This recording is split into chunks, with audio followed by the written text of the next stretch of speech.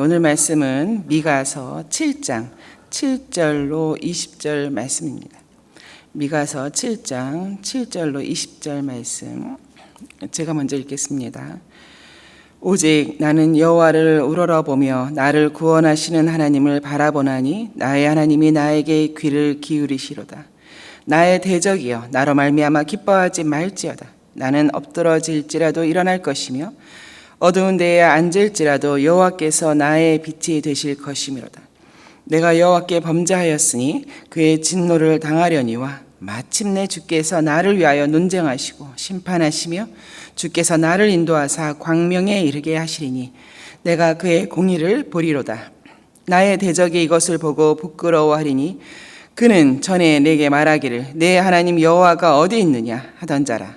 그가 거리에 진흙같이 밟히리니 그것을 내가 보리라. 내 성벽을 건축하는 날 곧 그 날에는 지경이 넓혀질 것이라. 그날에는 아수르에서 애굽 성읍들에까지, 애굽에서 강까지, 이 바다에서 저 바다까지, 이 산에서 저 산까지 사람들이 내게로 돌아올 것이나 그 땅은 그 주민의 행위의 열매로 말미암아 황폐하리로다. 원하건대 주는 주의 지팡이로 주의 백성 곧 갈멜 속 살림에 홀로 거주하는 주의 기업의 양떼를 먹이시되 그들을 옛날같이 바산과 길랏에서 먹이시옵소서. 이르시되 내가 애굽 땅에서 나오던 날과 같이 내가 그들에게 이적을 보이리라 하셨느니라. 이르되 여러 나라가 보고 자기의 세력을 부끄러워하여 손으로 그 입을 막을 것이요 귀는 막힐 것이며 그들이 뱀처럼 티끝을 핥으며 땅에 기는 벌레처럼 떨며 그 좁은 구멍에서 나와서 두려워하며 우리 하나님 여호와께로 돌아와서 주로 말미암아 두려워하리로다. 다 같이 읽겠습니다. 주와 같은 신이 어디 있으리까? 주께서는 죄악과 그 기업의 남은 자의 허물을 사유하시며 인애를 기뻐하심으로 진노를 오래 품지 아니하시나이다. 다시 우리를 불쌍히 여기셔서 우리의 죄악을 발로 밟으시고 우리의 모든 죄를 바다 깊은 바다에 던지시로다.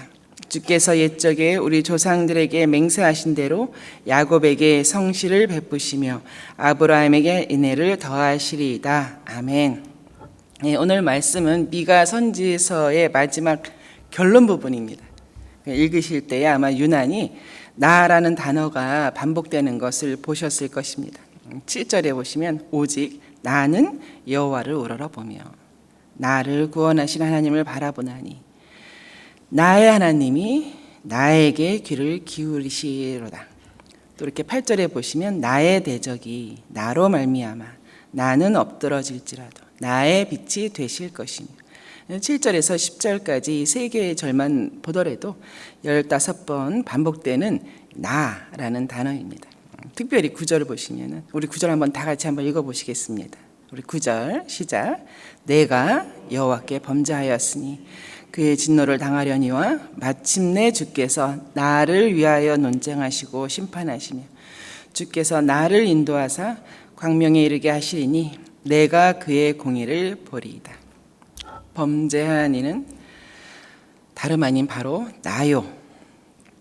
그런 나를 위해 논쟁하시고 인도하시고 광명에 이르시게 하는 이는 주님이시라고 고백하는 이 나는 바로 교회입니다. 15회 반복되는 나라는 단어 대신에 교회를 넣어서 쭉 읽어보니 더욱더 그러했습니다. 9절에 이어서 10절에서도 나 대신에 교회를 넣어서 이렇게 읽어보면 이렇습니다. 10절을 제가 교회를 넣어서 한번 읽어보겠습니다.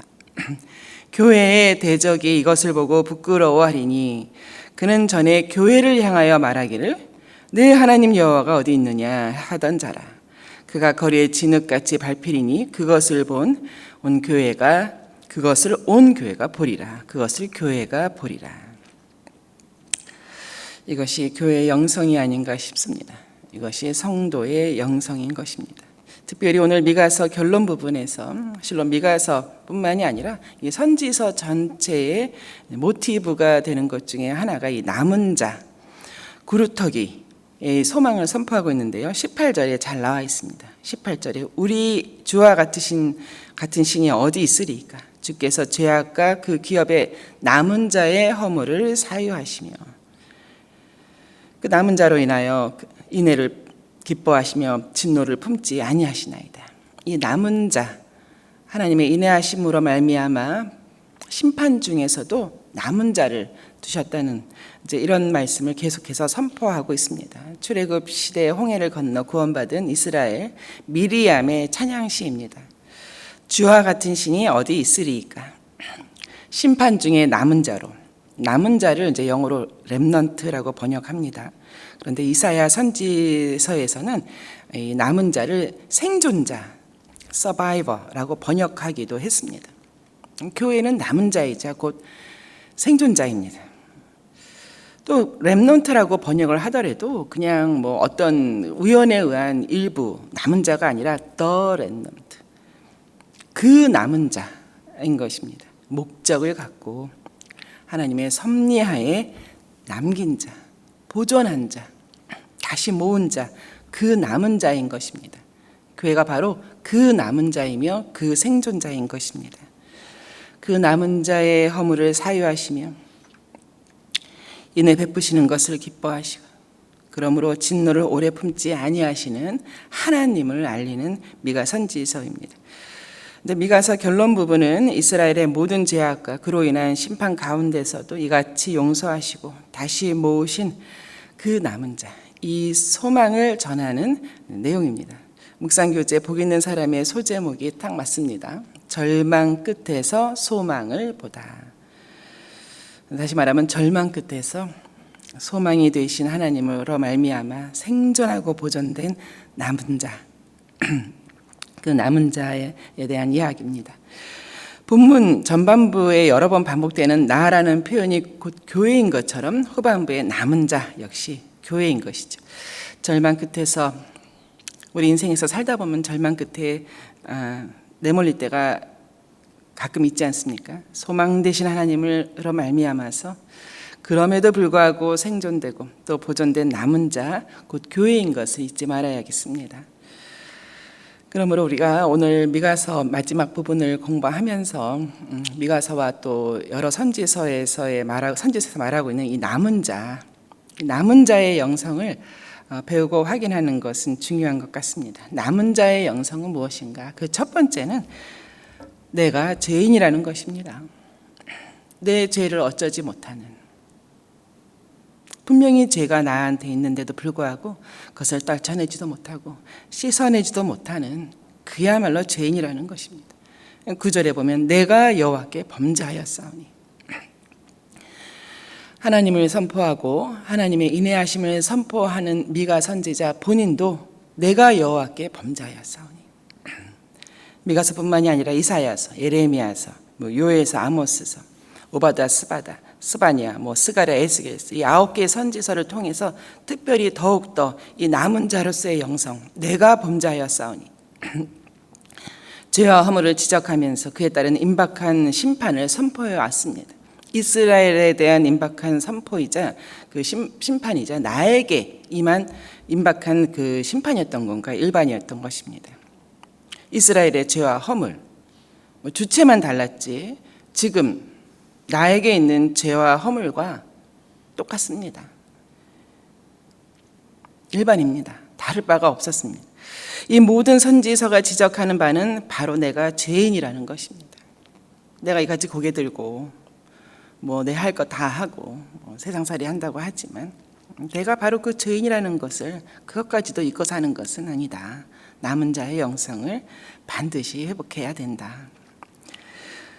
남은 자의 영성, 우리는 죄인이라는 것,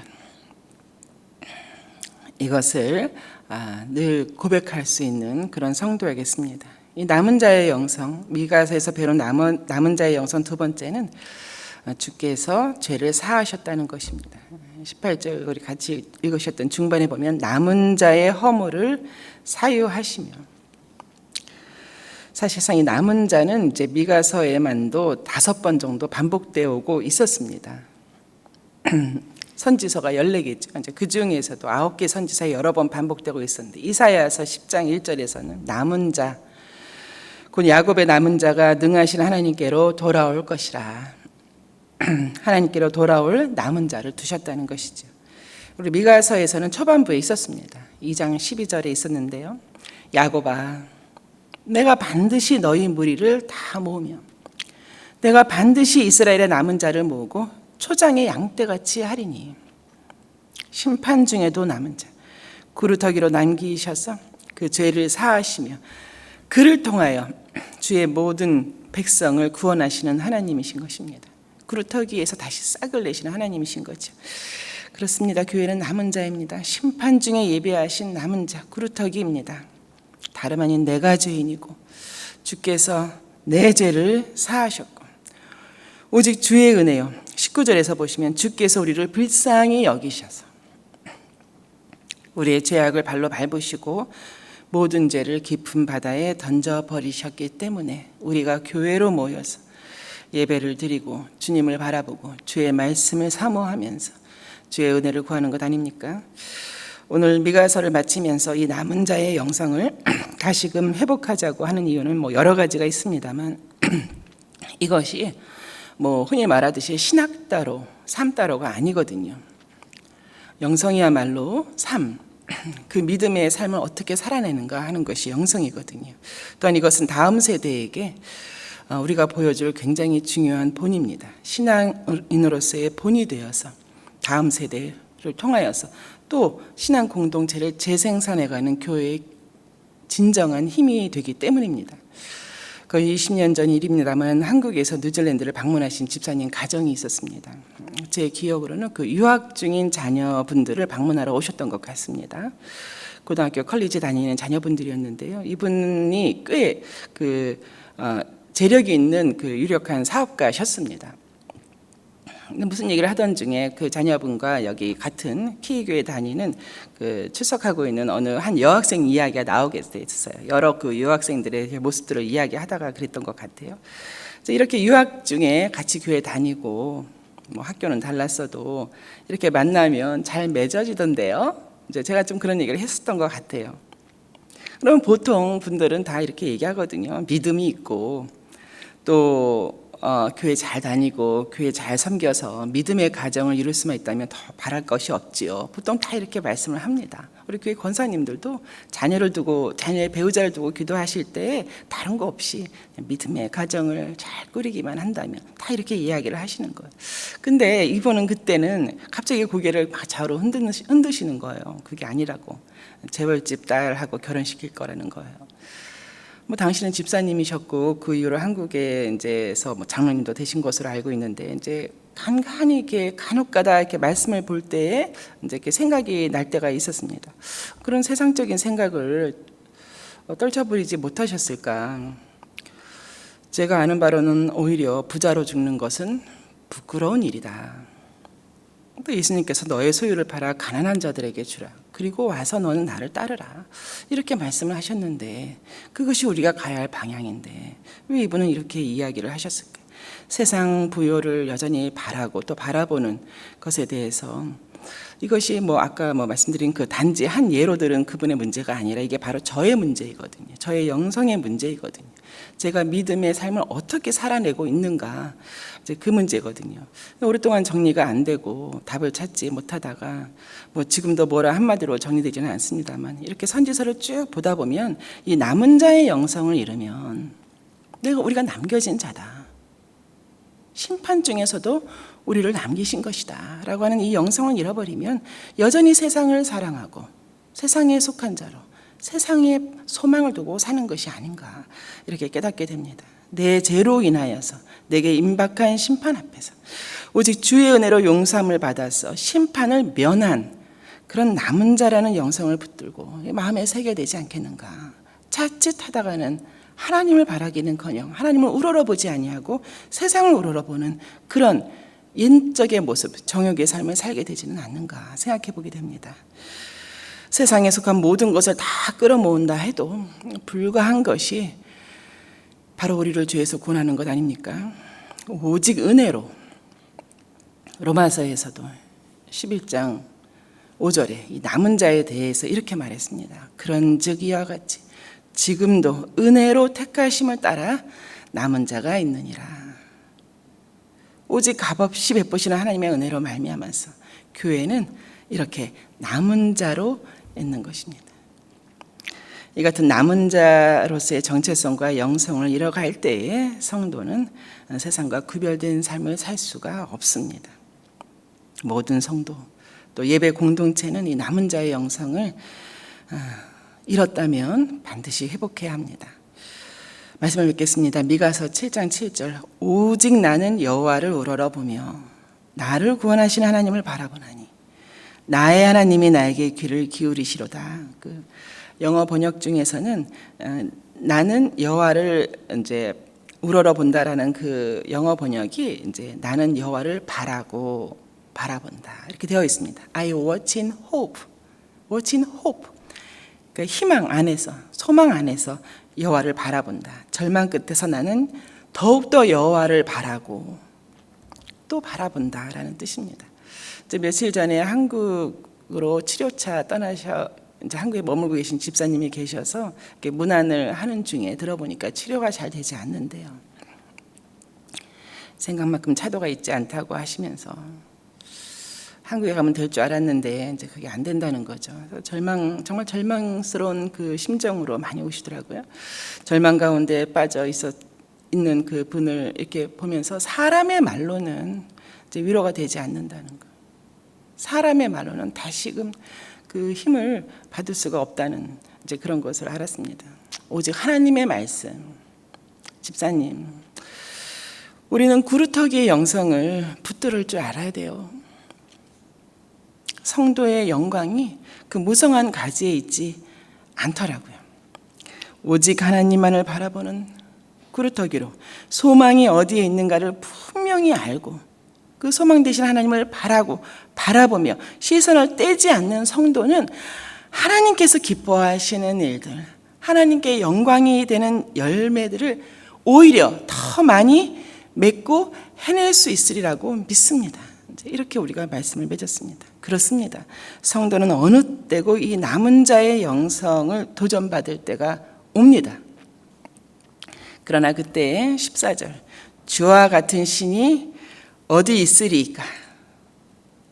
주께서 죄악을 사유하시며 그 기업의 남은 자의 허물을 넘기시며 인애를 기뻐하심으로 진노를 항상 품지 아니하시리로다. 이것을 힘차게 증언할 수 있는 저와 여러분 되시기를 주의 이름으로 축복합니다.